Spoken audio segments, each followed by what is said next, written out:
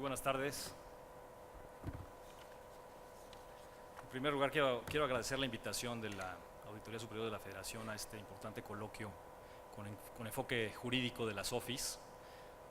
Me honra estar aquí con ustedes para platicar un poco sobre la Ley de Disciplina Financiera de las entidades federativas y los municipios, que estoy seguro que todos ustedes conocen. Entonces, la intención sería ir haciendo un breve repaso de esta ley y con todo gusto al final podríamos hacer un intercambio de puntos de vista y de preguntas y respuestas. En primer lugar, les comentaré que la Ley de Disciplina Financiera de las entidades federativas y los municipios tiene su origen en dos reformas constitucionales que se publicaron los días 26 y 27 de mayo de 2015. La primera es una reforma constitucional precisamente en esa materia, en el cual el constituyente permanente introduce nuevas disposiciones que regirán a las entidades federativas y los municipios, básicamente en dos temas torales. Uno, lo que se denomina la responsabilidad hacendaria, que en esta ley se denomina disciplina financiera, y el segundo gran apartado es disposiciones sobre la regulación de la deuda pública. Podemos señalar que esta reforma de 2015 establece en general que las disposiciones de responsabilidad hacendaria deben ser observadas por las entidades federativas y los municipios en el manejo de sus finanzas públicas. Se establece una regulación sobre la aprobación, contratación, registro y rendición de cuentas, sobre la deuda pública y las demás obligaciones financieras que contraigan los órdenes de gobierno locales. Se establecen también nuevas atribuciones en materia de fiscalización, sobre todo de un concepto que más adelante explicaré en mayor detalle, que es la deuda estatal garantizada. Estas funciones de fiscalización quedaron a cargo de la Auditoría Superior de la Federación y las auditorías locales, por supuesto, con sus atribuciones de fiscalizar las cuentas públicas locales. Asimismo, en esta reforma constitucional se introdujo de manera expresa la responsabilidad de los servidores públicos a nivel local por el manejo indebido de recursos públicos y la deuda local. Aquí son los dos, digamos, temas centrales de la reforma constitucional que ya me referí.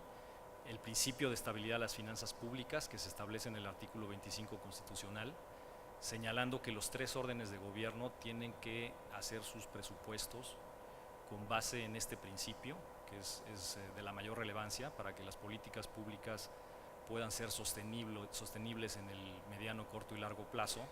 Evidentemente los gobiernos tienen que elaborar sus proyectos asegurando que sean sostenibles financieramente.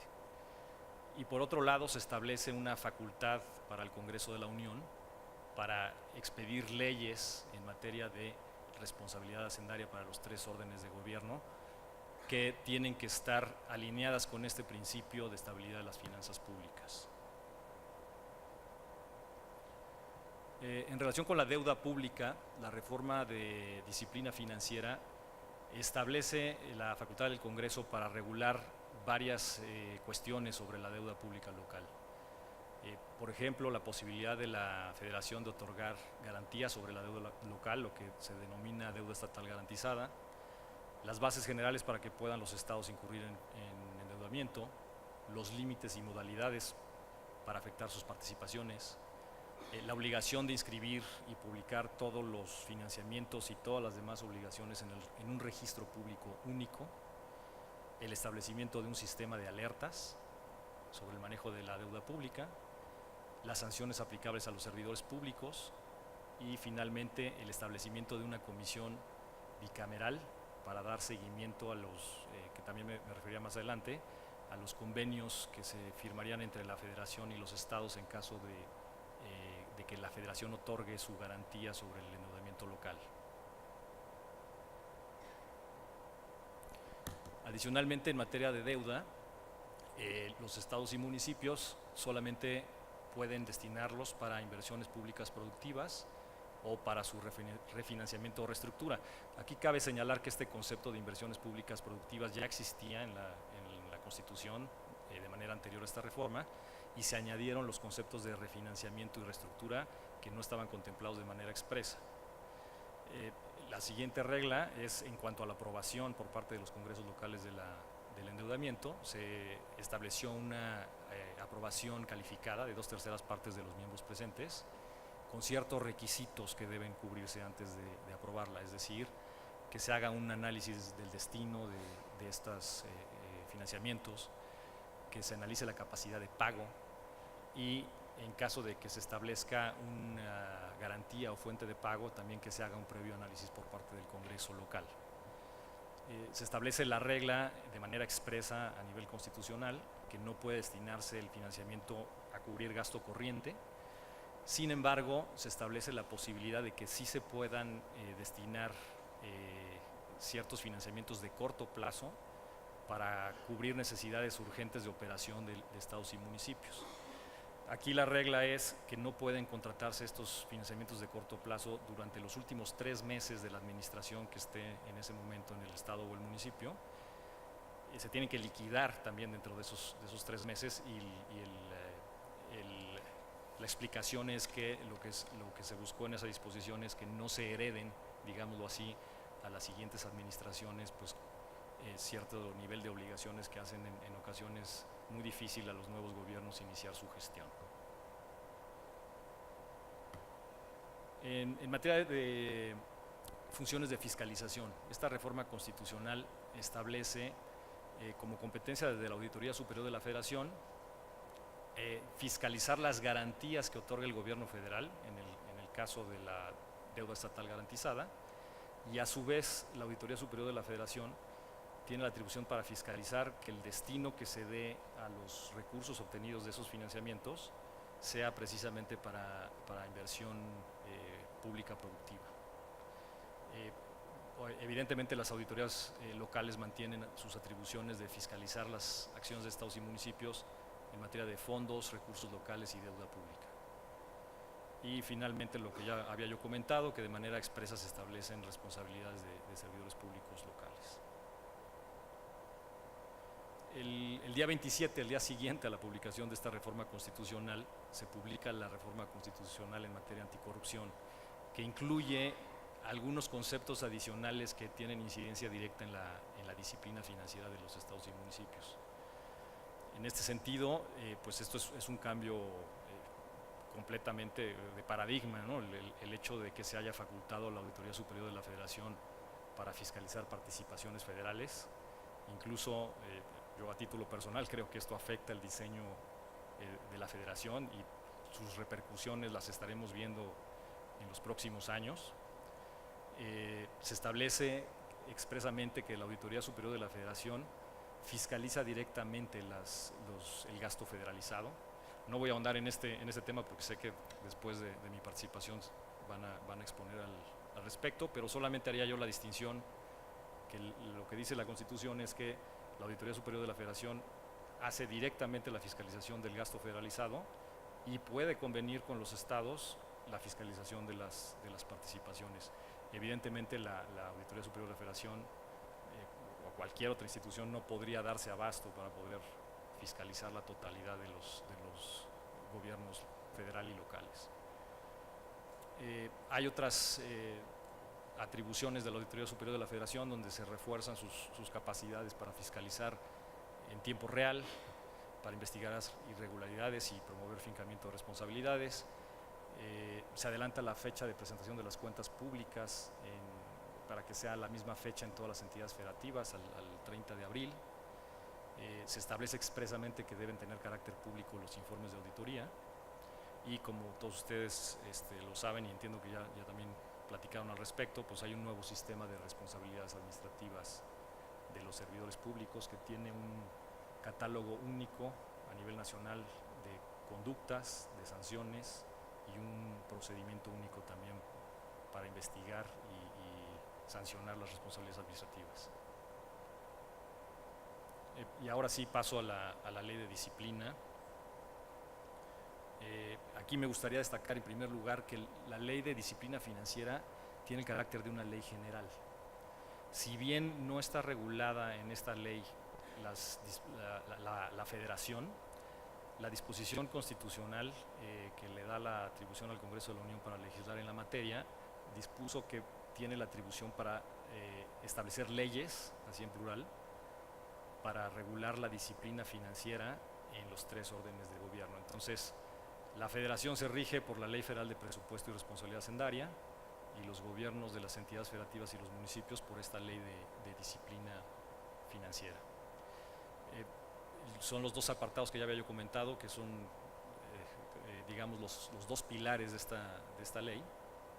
Y a continuación, muy rápidamente, ahí en la presentación se señalan algunas reglas de supletoriedad. Aplican la Ley Federal de Presupuesto como supletoria y evidentemente aplica la Ley General de Contabilidad Gubernamental y la de Coordinación Fiscal. Y digamos que todas estas leyes, que en esta lámina también se señalan, conforman digámoslo así, un sistema normativo que rige a los 3 órdenes de gobierno en materia de presupuesto y rendición de cuentas. Finalmente, pues hay algunas obligaciones de entrega de información a la Federación, sobre todo en lo que tiene que ver con la deuda para efectos del registro público único de financiamientos y obligaciones y para el sistema de alertas que más adelante comentaré. Y nuevamente, pues en materia de fiscalización, pues se hacen referencias a las atribuciones de la Auditoría Superior de la Federación y también de las auditorías de las entidades federativas. Adicionalmente, en términos de la Ley de Fiscalización y Rendición de Cuentas, con motivo de la expedición de las leyes secundarias de la reforma constitucional en materia anticorrupción, se introdujeron algunos artículos que son muy importantes, que tienen relación con la Ley de Disciplina Financiera. En esta Ley de Fiscalización y Rendición de Cuentas de la Federación se le otorgaron atribuciones a la Auditoría Superior de la Federación muy importantes. La primera ya la había yo comentado, en el tema de deuda estatal garantizada. Por un lado, la auditoría fiscaliza a la Federación sobre el otorgamiento de las garantías y también, por el otro, fiscaliza a los gobiernos locales sobre el uso de los recursos obtenidos a través de esos financiamientos. Y la que está señalada en el inciso B es una atribución también muy relevante. Le otorga a la Auditoría Superior de la Federación la atribución de fiscalizar que se estén observando las reglas de disciplina financiera, entendidas como las disposiciones que derivan de este artículo 25 constitucional que ya les mencionaba yo y del propio 73 constitucional en materia de responsabilidad hacendaria en los órdenes de gobierno locales. Y en el tema de sanciones se hace una referencia a que el régimen de responsabilidad se sujeta a la nueva ley en la materia. En cuanto al primer pilar, digámoslo así, de la Ley de Disciplina Financiera, aquí vienen enumeradas las disposiciones principales en materia de responsabilidad hacendaria. Vienen ahí señalados los principios a los cuales deben sujetarse los órdenes de gobierno de las entidades federativas y municipios desde la presupuestación hasta el ejercicio de los recursos y su rendición de cuentas. Y viene una regla que es similar, digámoslo, a la que aplica a la Federación para cómo deben ellos presentar sus leyes de ingresos, sus iniciativas de leyes de ingresos y proyectos de presupuestos. Como verán ustedes, son varios requisitos más de índole económico. Aquí el tema es que se prevén requisitos para que haya una mejor planeación a nivel local sobre la evolución de sus finanzas públicas que han tenido durante ciertos periodos y también las proyecciones que se hacen hacia el mediano plazo. Todo ello en línea con el objetivo de que sean sostenibles sus finanzas públicas. Evidentemente hay algunos requisitos que son más complejos. Más adelante en el tema municipal vamos a ver que ahí hay mayores, digámoslo así, flexibilidades, porque evidentemente no todos los órdenes de gobierno podrían cumplir con estos requisitos. Esta es una regla muy complicada y es ahora sí que completamente económica, pero es un principio, digamos, de equilibrio presupuestario. Es decir, la regla general debe ser que todos los órdenes de gobierno pues no gasten más de los ingresos que pueden tener en ciertos periodos. Entonces, esta regla, que es muy compleja de explicar, lo que señala es que en ciertos ciclos económicos se permite a los gobiernos locales incurrir en financiamiento por algunas razones excepcionales, y se establece la obligación de que en un periodo de tiempo de mediano plazo regresen al equilibrio. Esto es con la finalidad de que no se sobreendeuden y que se mantenga esta salud, digamos, en las finanzas públicas locales. También, como un principio de responsabilidad hacendaria, se establece la obligación de prever a nivel de las entidades federativas, sé que muchos ya lo tienen, unos fondos para desastres naturales. Estos fondos de desastres naturales, que se establecerían a través de fideicomisos públicos, contienen reglas para que ciertos recursos vayan alimentando ese fideicomiso, pero también reconociendo que la realidad de cada entidad federativa es distinta. Se manejan parámetros que permiten que no se, digámoslo así, que no se destine más allá del dinero que realmente se requiere por entidad federativa en esta materia. Y asimismo, si el fideicomiso alcanza cierto nivel de ingresos, existen reglas para que no se sigan acumulando ahí los recursos y puedan destinarse a otros fines más eficientes.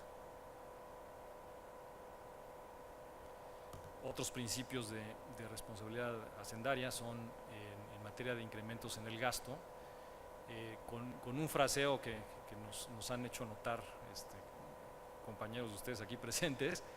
Ahora sí que lo que quiso decir la ley es que toda propuesta de nuevo gasto debe acompañarse con el señalamiento de cuál es la fuente de ingreso que va a cubrir ese nuevo gasto, o, en su caso, señalar qué gastos van a dejar de realizarse para poder cumplir con la nueva obligación. Esto es un principio que también está evidentemente para la Federación, y obviamente lo que busca es que sea sostenible las nuevas obligaciones en que incurran cualquier nivel de gobierno. El otro principio es el 127 constitucional, que no procede realizar ningún pago que no esté comprendido en el presupuesto o determinado por ley posterior. Aquí, adicionalmente, en la ley de disciplina se hizo una aclaración que también, evidentemente, con cargo a los ingresos excedentes, a nuevos recursos que no estaban contemplados de origen, también se puede ampliar el gasto. En todo caso, en este último caso, los ingresos excedentes, también se cumple la regla que sea ley posterior, porque la propia ley de disciplina habilita a las entidades federativas y municipios a destinar precisamente esos ingresos adicionales. Y en la regulación más específica de los ingresos excedentes, se establecen expresamente cuáles son los destinos en los cuales pueden gastarse estos ingresos excedentes a nivel local. Entonces, la regla es que por lo menos la mitad de esos ingresos excedentes deben, con autorización de la Secretaría de Finanzas o su equivalente en la entidad federativa, deben destinarse a amortizar deuda, a pagar adeudos de ejercicios fiscales anteriores, a pagar otras obligaciones, a cubrir sentencias, o para aportarlos al Fondo de Desastres Naturales que había yo comentado, o también para crear reservas para pagar las obligaciones que tienen muchos estados, al igual que la Federación, en materia de pensiones. Después de destinar 50% o más de los ingresos excedentes a estos fines, lo siguiente es para inversión pública productiva. Aquí la regla es que puede establecerse un fideicomiso público en el cual estos ingresos excedentes pueden depositarse para gasto en inversión pública productiva, siempre y cuando se realice durante el siguiente ejercicio fiscal. Y finalmente, se puede también crear un fondo para cubrir la caída de ingresos. Aquí cabe señalar que esto va relacionado con el registro público único de obligaciones y financiamientos de las entidades federativas y municipios, y con la evaluación que se hace del nivel de endeudamiento que tienen los gobiernos locales. En este sentido, si el gobierno local no está, está en un endeudamiento sostenible, puede elegir el Estado sin tener estas restricciones, por ejemplo, del 50% al que me refería referí en el primer caso, pueden decidir libremente a qué destinos, en qué destinos utilizar sus ingresos excedentes. Otro principio que también se retomó de la Ley Federal de Presupuesto es un orden de prelación para hacer ajustes al gasto en caso de que los ingresos del orden de gobierno correspondiente se caigan durante el año. Entonces, si hay una disminución de ingresos en un gobierno local que no puede compensarse con el fondo de caída de ingresos, entonces se tiene que proceder a hacer una serie de ajustes al gasto. Y la ley dispone cuál es el orden de prelación para hacer estos ajustes, señalando que en el último recurso sí puede hacerse, se pueden hacer recortes al gasto en básicamente todos los rubros del presupuesto, pero siempre procurando no afectar los programas sociales. En cuanto a los proyectos de inversión, se establecen ciertas reglas para su planeación, para su evaluación, que se asemejan también a las reglas que están previstas para la Federación. Entonces, por ahí ven ustedes que hay una regla de si los proyectos de inversión rebasan cierto monto, que es más o menos 58 millones de pesos, se requiere hacer un análisis costo y beneficio. Evidentemente, en caso de un desastre natural, pues este requisito no aplica. Quien evalúa ese análisis costo y beneficio tendrá que ser un área especializada de la Secretaría de Finanzas Estatal, que debe llevar un registro de todos estos proyectos de inversión. Todo esto con el fin de tener una mejor planeación en la parte de inversión a nivel local. En el caso de las asociaciones público-privadas hay un requisito adicional, que es que se tiene que hacer un análisis de conveniencia para llevar a cabo estos proyectos. Esto quiere decir que tienen que hacer una comparación entre cuánto costaría hacer un proyecto, digámoslo así, tradicional de obra pública contra cuánto cuesta hacer una asociación público-privada, y si es más barato en el tiempo la asociación pública-privada, pues evidentemente es un proyecto que pueden optar a nivel local. En materia de servicios personales, son reglas rígidas las que se establecieron en la Ley de Disciplina Financiera, al igual que a nivel federal. La regla inicial es que el presupuesto de servicios personales que se aprueba por el Congreso local no puede incrementarse durante el año. Esto es una regla muy rígida y que sabemos que cuesta trabajo a nivel local, pero es la forma, y así se aplicó en la Federación a partir del año 2006, es la manera como se empieza, digamos, a limitar el crecimiento exponencial de servicios personales. Entonces, la Ley de Disciplina Financiera, además de esta regla de que no se puede incrementar durante el año, establece también ciertas reglas para topar el monto que se puede incrementar año con año el presupuesto de servicios personales. Entonces son reglas rígidas, tiene algunas válvulas de escape. Por ejemplo, se puede sobrepasar el límite si hay que pagar laudos, o por ejemplo también hay ciertas excepciones si hay, por ejemplo, gasto de seguridad pública o de ciertas cuestiones de salud, pues evidentemente no entran en estas restricciones. Pero la regla general es esa, adicionalmente a que se debe transparentar en un capítulo específico del presupuesto los diferentes rubros que conforman el gasto en servicios personales. Entonces, por ejemplo, tiene que desglosarse los montos de remuneraciones ordinarias, es decir, los sueldos, los salarios, y también desglosar las percepciones extraordinarias. Y esto no se refiere a los tabuladores de sueldos, sino se refiere a los montos que están presupuestados para pagar todos los servicios personales de los gobiernos locales. Y el inciso B se refiere a los montos que se van a utilizar durante el año para crear plazas, para incrementar sueldos y para algunos otros conceptos que año con año se tienen que cubrir. Y finalmente en esta materia se establece que las Secretarías de Finanzas locales deben contar con áreas que lleven un sistema de registro y control de los servicios personales. Aquí vienen señaladas otras disposiciones de la Ley de Disciplina que brevemente las repaso. El concepto de la suficiencia presupuestaria, es decir, que no se pueden comprometer recursos si no están presupuestados. Por ejemplo, no puede uno salir a una licitación si no tiene el recurso disponible para contratar. En asociaciones público-privadas se prevé que también debe desglosarse el gasto en un capítulo específico. En el gasto corriente, un principio de que deben racionalizarse estos gastos. En subsidios, reglas muy básicas hay que siempre identificar cuál es la población objetivo, cuál es el destino principal, cuál es la temporalidad del otorgamiento de estos subsidios, y que se garantice su entrega y que se reduzcan los gastos administrativos por el otorgamiento de subsidios. Finalmente, en este apartado comentaría brevemente que se hace mención también al principio de anualidad del presupuesto.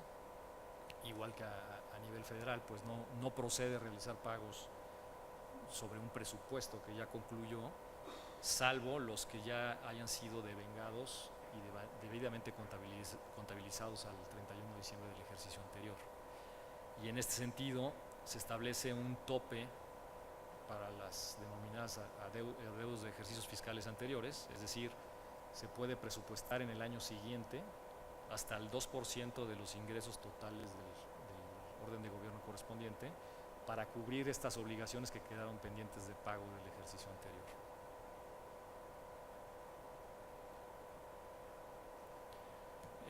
Se introdujo en la Ley de Disciplina Financiera el dictamen de impacto presupuestario, que nuevamente esto va en línea con el principio de sostenibilidad de las finanzas públicas, y este dictamen lo que tiene por objeto es que cuando se aprueben nuevas leyes y en algunas disposiciones de carácter administrativa de los ejecutivos locales, se haga una evaluación de cuánto cuesta implementar la nueva ley o el nuevo ordenamiento. Porque muchas veces, al igual que en la federación, muchas veces pues, se aprueban leyes o se aprueban ciertas disposiciones administrativas que tienen un costo que no está previsto, y entonces no es posible poder cumplir con esas disposiciones, desgraciadamente, porque no hay los recursos suficientes para hacerlo. Entonces estas disposiciones lo que buscan es que tanto en el Ejecutivo como en el Congreso local se haga un ejercicio de análisis de ver cómo se va a cubrir esas nuevas obligaciones. Y finalmente, en esta parte de responsabilidad hacendaria, me refiero a las reglas de reintegro a la Tesorería de la Federación de los recursos federales que se transfieren a los gobiernos de las entidades federativas y los municipios. A partir del próximo año, respecto al presupuesto de 2017, los recursos que no se hayan devengado a nivel local tendrán que ser reintegrados a la Tesorería de la Federación el día 15 de enero.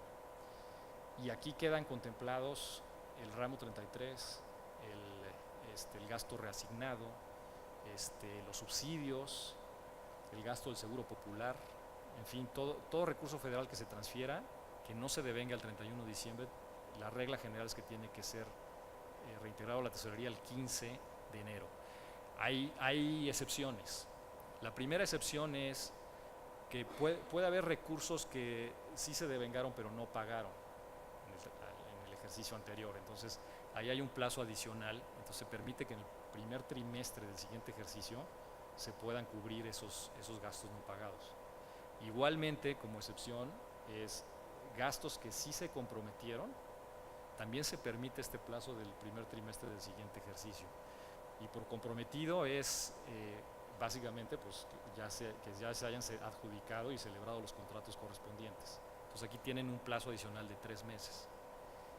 Y la última excepción es en ciertos programas federales, evidentemente la federación muchas veces transfiere los recursos ya avanzado el ejercicio, y entonces los gobiernos locales no están en posibilidad de poder ejercer ese dinero.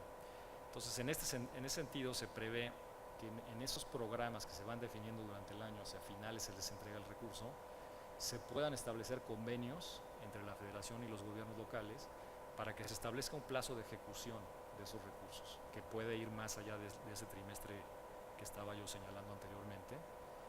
Y una vez que concluya ese plazo de ejecución, los recursos remanentes, esos sí tendrían que ser reintegrados a la tesorería de la Federación. En todos los casos, los reintegros deben incluir los rendimientos financieros que se hayan generado.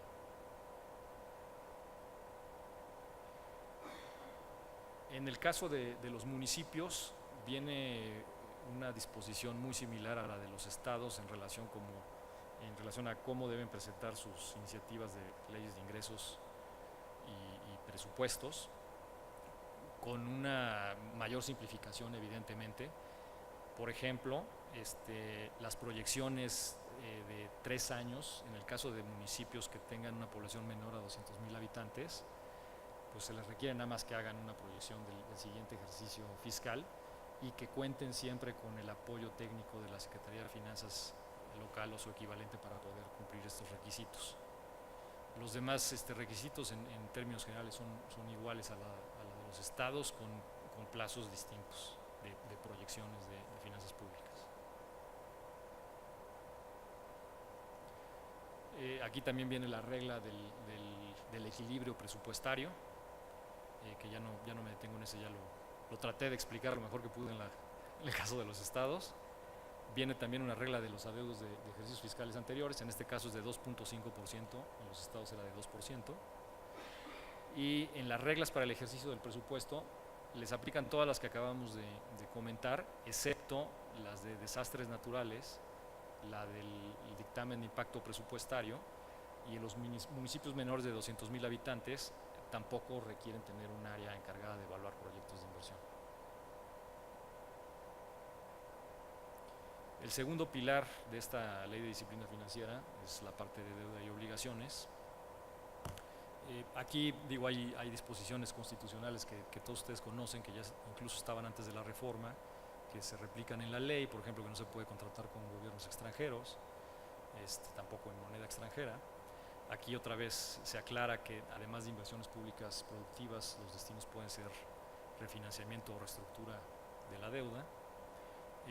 Algunas aclaraciones adicionales en asociaciones público-privadas. Aquí se habilita a que se puedan contratar la prestación de servicios, que lleva implícito el pago de la inversión pública productiva. En el tema de la contratación de financiamientos que se otorguen en términos de la legislación federal, esto es muy relevante en términos de programas federales, perdón. En este caso rige lo que se prevea en el convenio entre la Federación y los gobiernos locales y la Ley de Coordinación Fiscal. Aquí un ejemplo es este programa Escuelas al 100, que no se rige por la Ley de Disciplina Financiera, sino que tiene su propia mecánica de contratación. Y bueno, hay un principio general de transparencia, hay múltiples obligaciones de hacer públicos en los informes trimestrales, en la cuenta pública y a través de internet, pues toda la información que tiene que ver con las obligaciones contratadas por los órdenes de gobierno. Aquí vienen ciertos requisitos que se establecieron para los congresos locales en la aprobación de la deuda local. Ya había yo comentado la votación calificada de 2/3 partes de los miembros presentes, que es los requisitos de los análisis previos que tiene que realizar el Congreso local.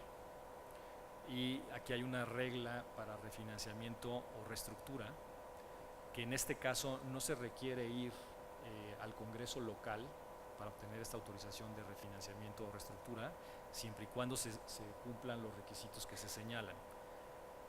Que se mejore la tasa de interés, que no se incremente el saldo insoluto y que no se amplíe el plazo de vencimiento, el plazo de duración de pago del principal o intereses, ni tampoco durante la totalidad del periodo de financiamiento. Si estos refinanciamientos o reestructuras reúnen esos requisitos, no es necesario ir al Congreso local. Aquí, esta es una disposición muy relevante que establece la ley de disciplina, que señala qué debe especificar la autorización del Congreso local respecto a la autorización de un financiamiento. Y esto es muy relevante porque son requisitos que se requieren para poderlo registrar en este registro público único. Entonces, los requisitos son que el decreto legislativo que autorice el financiamiento señale cuál es el monto, cuál es el plazo para el pago, el destino que va a tener ese financiamiento, de ser el caso, la fuente de pago o la garantía que se establezca, Si se otorgan autorizaciones específicas por financiamiento, debe establecerse el plazo de vigencia de esta autorización. Si el Congreso local no la señala, ahí se entiende que es para el mismo ejercicio.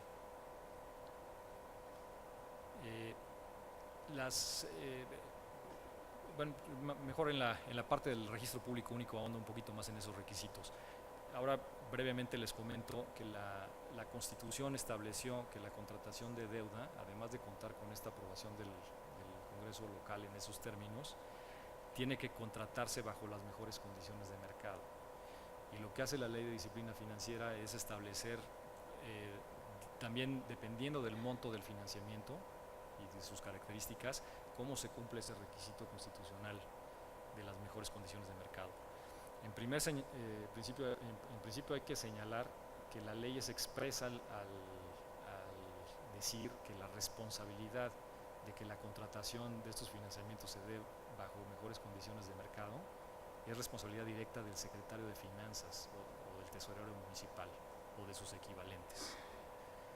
Para tal efecto, tienen que implementar un proceso competitivo para hacer estas contrataciones de los financiamientos. Entonces, aquellos que sean superiores al día de hoy 232 millones de pesos en los estados o de 58 millones de pesos en los municipios, tienen que cumplir con el proceso competitivo que se señala ahí en la lámina. Entonces tienen que invitar a por lo menos 5 instituciones financieras, de las cuales tienen que obtener por lo menos 2 ofertas irrevocables, que estén vigentes esas ofertas más o menos durante el mismo periodo. Se tienen que hacer transparente cuáles son todos los términos y condiciones financieras de esas ofertas de financiamiento. Asimismo, si hay algunas instituciones financieras que no presentaron ofertas, la Secretaría de Finanzas tiene que transparentar cuáles fueron ellas y qué fue lo que le contestaron. La solicitud que haga el ente público para contratar financiamiento tiene que ser la misma hacia todas las entidades financieras, y el proceso competitivo debe culminar con que el ente público contrate a aquella entidad financiera que le ofrezca el costo financiero más bajo sobre el financiamiento a contratar. Y ese costo financiero más bajo se determina aplicando una metodología que expide la Unidad de Coordinación con Entidades Federativas de la Secretaría de Hacienda. Todo eso se tiene que hacer público, se tiene que hacer públicas todas las ofertas que recibieron con todas las condiciones. Debe estar eso en internet. Y finalmente vienen reglas de si no hay una sola oferta que cubra el monto a contratar, entonces el ente público puede, en orden, digamos, como hayan quedado sobre el costo financiero más bajo, ir contratando financiamientos con diferentes instituciones hasta cubrir el monto de financiamiento.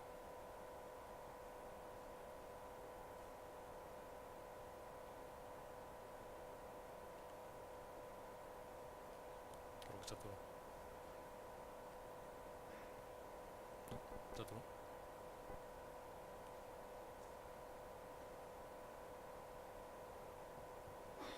Ahí vamos.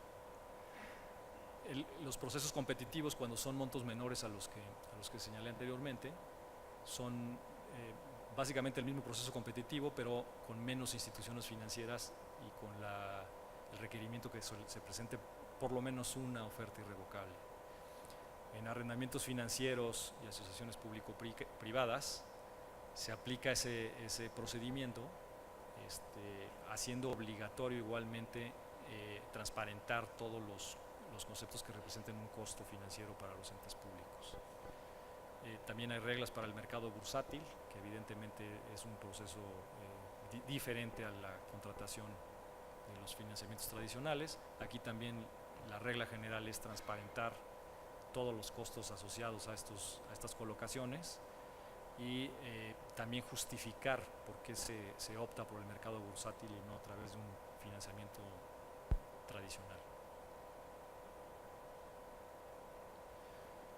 La Constitución también estableció que había que prever ciertos casos en los que las contrataciones de los financiamientos deberían hacerse por licitación pública.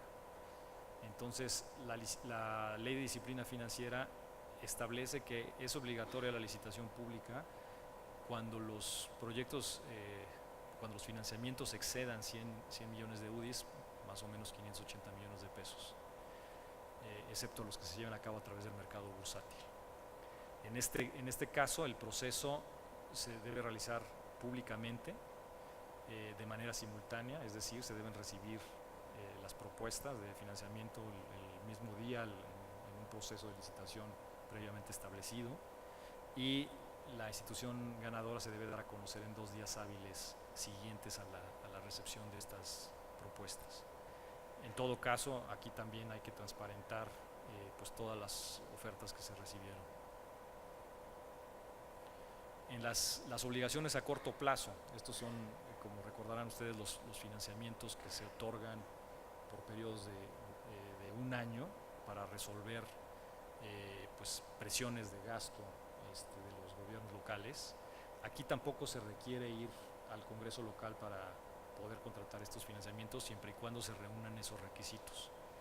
El primero es que este monto de obligaciones a corto plazo no rebase el equivalente al 6% de los ingresos totales. Igual que a nivel constitucional se señale que estas obligaciones de corto plazo se tienen que liquidar todas, a más tardar en los últimos 3 meses de la administración, y durante esos 3 meses no se pueden contratar nuevas obligaciones. En todos los casos deben ser quirografarias y, por supuesto, ser inscritas en el registro público único. En este caso, para cumplir las mejores condiciones de mercado, se implementa un proceso competitivo con 2 instituciones financieras, de las cuales se debe recibir por lo menos una oferta irrevocable.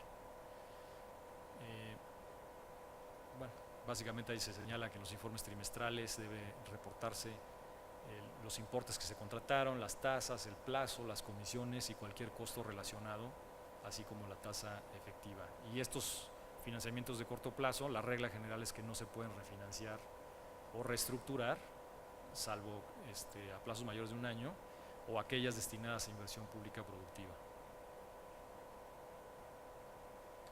En el caso de la deuda de la Ciudad de México, como ustedes saben, esto es deuda que le denominan deuda soberana, es decir, es deuda que está respaldada directamente por la Federación, por lo tanto, pues tiene otra regulación desde la propia Constitución. En ese sentido, la deuda de la Ciudad de México pues, la aprueba el Congreso de la Unión, en la Ley de Ingresos de la Federación de cada año, y tiene disposiciones específicas. Por ejemplo, deben inscribirse en un registro de deuda del sector público federal, se sujetan a ciertas directrices que establece la Secretaría de Hacienda, porque tiene que, lo voy a decir coloquialmente, acomodar el financiamiento de la Ciudad de México con el financiamiento en general del gobierno federal, y por lo tanto también tienen obligaciones adicionales de información al Congreso de la Unión. Pero lo que es lo mismo es, una vez que tienen autorizado su financiamiento, la Ciudad de México tiene que aplicar los procesos competitivos que aplica cualquier estado para contratar ya los financiamientos con las instituciones financieras. Y aquí llego al tema de la deuda estatal garantizada, que esta es una figura nueva que se estableció en la reforma constitucional. Y aquí el gobierno de la Ciudad de México siempre ha tenido la garantía soberana, por las razones que ya expliqué. Realmente su endeudamiento forma parte del endeudamiento del sector público federal. Entonces, para el caso de los estados, se estableció un mecanismo que les permita a los estados acceder a esta garantía para, a su vez, tener tasas menores en la contratación de sus financiamientos. La deuda estatal garantizada tiene un tope. El gobierno federal no podría garantizar toda la deuda local, entonces hay un tope que es el equivalente al 3.5% del Producto Interno Bruto, y tiene ciertos requisitos para que pueda el gobierno federal otorgar esta garantía. El primero es que se celebre un convenio entre el gobierno federal y los gobiernos locales, en los cuales se establezcan básicamente 2 cosas. Una, que el gobierno local se comprometa a establecer un límite de su endeudamiento, y el segundo es que establezca ciertos objetivos de finanzas públicas, es decir, que, por ejemplo, que gradualmente disminuya su nivel de endeudamiento, que reduzca su gasto corriente, que aumente sus ingresos locales. Son medidas, digamos así, de fortalecimiento de las finanzas públicas locales a cambio del otorgamiento de la garantía de sus obligaciones por parte del gobierno federal. Aquí vienen otros requisitos: se tiene que establecer un vehículo específico, es decir, un fideicomiso, para afectar las participaciones que van a servir como fuente de pago para estos financiamientos. Ciertas reglas de cómo va gradualmente el gobierno federal asumiendo la garantía de un porcentaje mayor de la deuda local año con año. La obligación de la Secretaría de Hacienda de hacer una evaluación periódica sobre cómo se está cumpliendo el convenio celebrado con el gobierno estatal, y pues vienen reglas que regulan los casos de incumplimiento a las obligaciones estipuladas en los convenios. Pues sí, en última instancia puede darse por terminado ese convenio que otorga garantía del gobierno federal. Las consecuencias pues son que se acelera, por ejemplo, el pago de esas obligaciones, y muy importante, la ley señala que esto no implica afectar derechos de terceros, es decir, se mantienen sin duda las obligaciones que se tienen con los acreedores de los gobiernos locales, a pesar de que se dé por terminado el convenio entre la Federación y los gobiernos locales. Y se establece la obligación del Ejecutivo Federal de informar trimestralmente sobre la deuda estatal garantizada al Congreso de la Unión, y igualmente en la cuenta pública. Brevemente, se estableció a nivel constitucional una comisión bicameral, 4 senadores, 4 diputados de las comisiones de Hacienda de las dos cámaras y de la de presupuesto de la Cámara de Diputados. La presidencia de esta comisión bicameral se va alternando año con año. El objetivo de esta comisión bicameral es darle seguimiento a estos convenios que celebraría la Secretaría de Hacienda con los gobiernos locales, sobre todo en el caso de los estados que tengan un nivel de endeudamiento elevado. En ese caso, antes de firmar el convenio, la Secretaría de Hacienda debe mandarlo a la comisión bicameral, la cual puede emitir alguna opinión sobre ese convenio. En los demás casos, donde los gobiernos no estén con endeudamiento elevado, una vez celebrado el convenio, solamente se informa a la comisión bicameral. El sistema de alertas. El sistema de alertas es un instrumento que también previó la reforma constitucional para evaluar y medir el grado de endeudamiento que tiene cada ente público, no nada más las entidades federativas y municipios, sino incluso los organismos, por ejemplo, los organismos descentralizados que tienen financiamientos. Se basa en 3 indicadores esta evaluación: la sostenibilidad de la deuda, la capacidad de pago y la disponibilidad financiera. Entonces, la Secretaría de Hacienda hace una evaluación con base en toda la información que le proveen las propias entidades federativas, municipios y sus entes públicos a través del registro público único. Hacen una medición y el sistema de alertas tiene un resultado que literalmente es un semáforo, en donde se establece en qué nivel se encuentra cada ente público de endeudamiento, que puede ser sostenible, en observación o elevado. Es muy relevante digamos el grado en el que se ubique cada entidad federativa y municipio o sus entes públicos, porque el resultado de esta medición, de este semáforo, se determina el techo de financiamiento que podrá tener en el siguiente ejercicio fiscal cada ente público. Entonces, por ejemplo, si está en un nivel sostenible, pues el Estado tiene un techo de financiamiento de 15% de sus ingresos. Y como podrán ustedes observar, pues a mayor endeudamiento, pues es menor el techo de financiamiento para el siguiente año. Entonces, pues es muy relevante esta evaluación.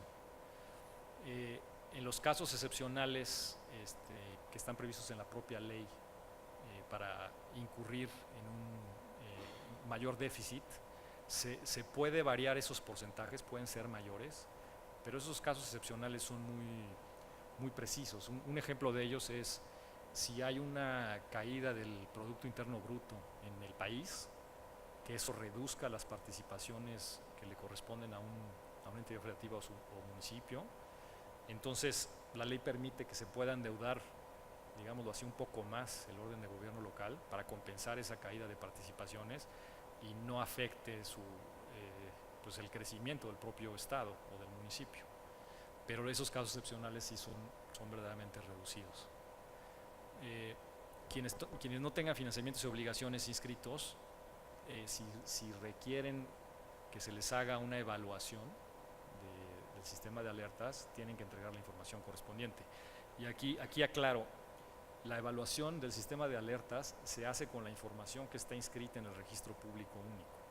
Entonces, sobre todo habrá organismos descentralizados, por ejemplo, a nivel local que no tengan financiamiento, no van a tener información en el registro público único.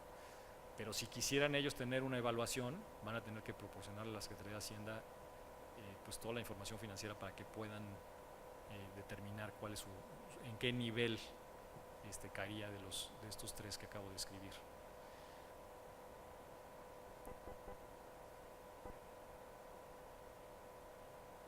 Finalmente, el registro público único, pues como su nombre lo indica, pues su finalidad es transparentar todos los financiamientos y todas las obligaciones en que incurren los gobiernos y también sus entes públicos. Entonces, pues cualquier financiamiento o cualquier obligación debe inscribirse en ese registro. La ley dice que sus efectos son declarativos e informativos. Entendido esto como que no se convalida la contratación de ese financiamiento o la obligación, pero tiene un efecto importante el hecho de no inscribirlo. Si no se inscribe el financiamiento o la obligación, no puede disponerse de ese financiamiento, no se puede hacer el desembolso. Entonces, pues esto lo vuelve obligatorio. Aquí vienen los requisitos que se requieren para inscribir en el registro público único los financiamientos y obligaciones: que se hayan cumplido los procedimientos de aprobación y contratación. Esto se verifica a través del decreto del Congreso local, en donde se hayan cumplido todos estos requisitos que habíamos mencionado anteriormente. Si hay garantía o fuente de pago con cargo a participaciones, que se cumplan las disposiciones de la Ley de Coordinación Fiscal. En el caso de la Ciudad de México y la deuda estatal garantizada, que se inscriban en otro registro, que es el de la deuda del sector público federal, como ya lo había mencionado. En el caso de estados y municipios, a su vez también cuentan con sus propios registros de financiamientos en los cuales deben estar inscritos. Que estén en cumplimiento con la entrega de información al sistema de alertas. En el caso de la emisión de valores, se debe notificar a la Secretaría de su circulación o colocación. Deben registrar los municipios absolutamente todos sus financiamientos y obligaciones.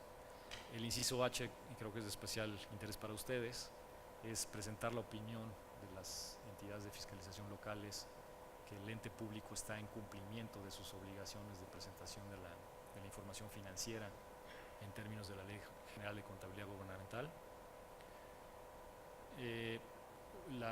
Una regla adicional es solamente pueden inscribirse refinanciamientos si la obligación originaria también está inscrita. Es decir, si por alguna razón un ente público no registró un financiamiento y después se presenta a tratar de inscribir un refinanciamiento, pues no se va a poder.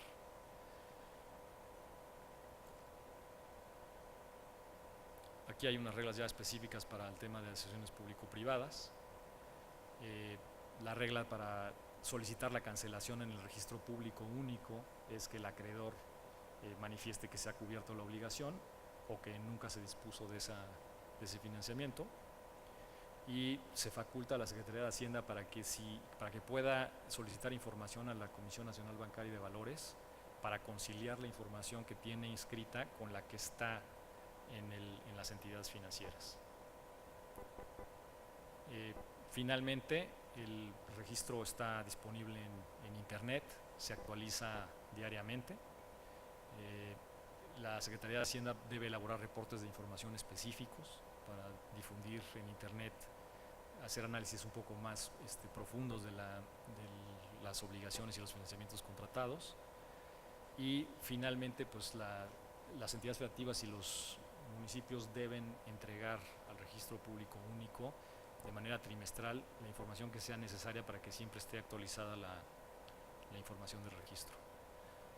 Y pues eso, por mi parte, es toda la presentación y estoy a sus órdenes para comentar algunas cosas.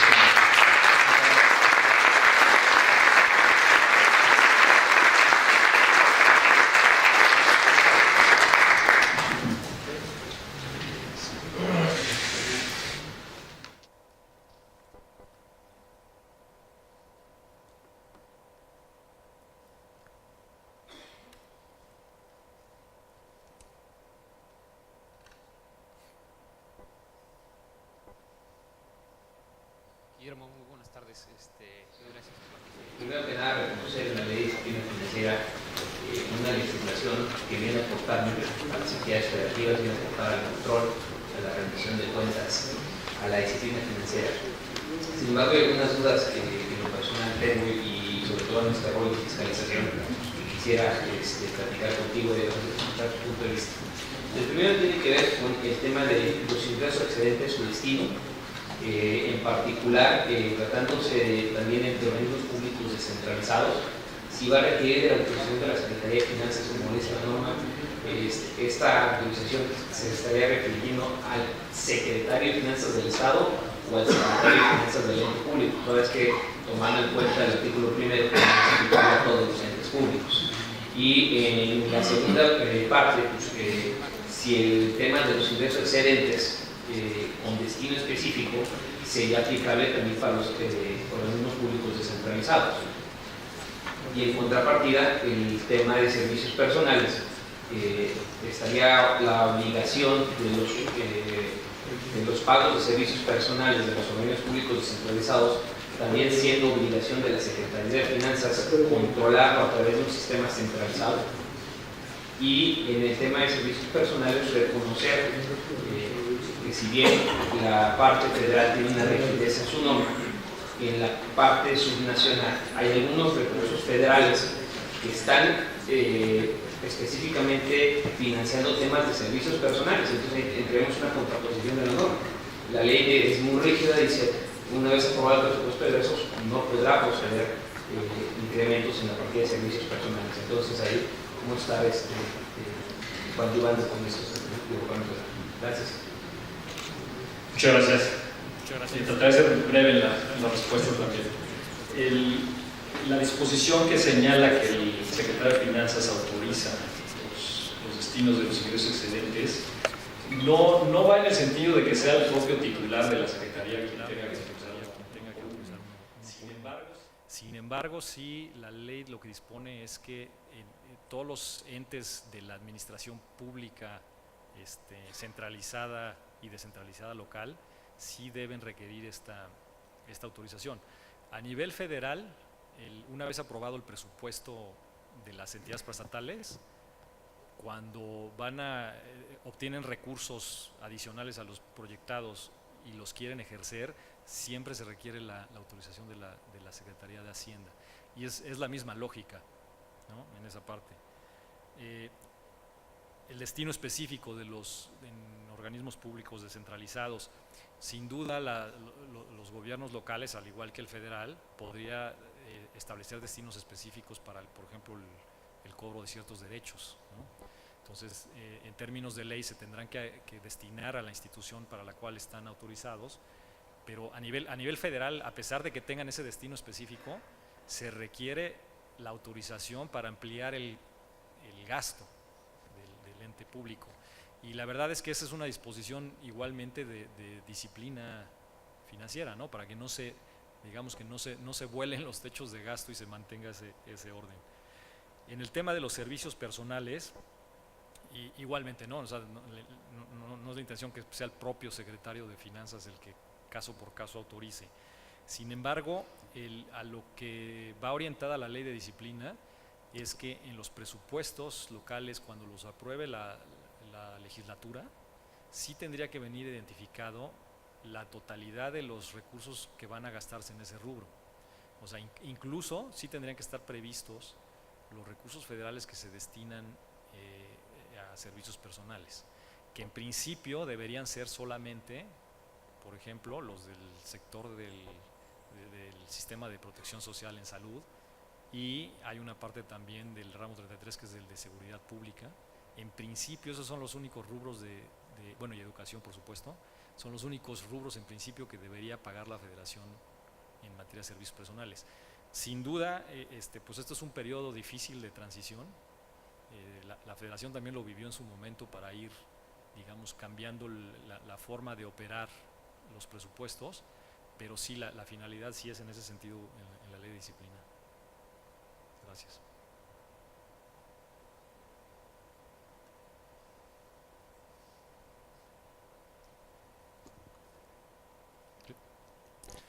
Pues agradecerles, muy amables. Agradecemos la ponencia del maestro Guillermo Lecona Morales con un aplauso.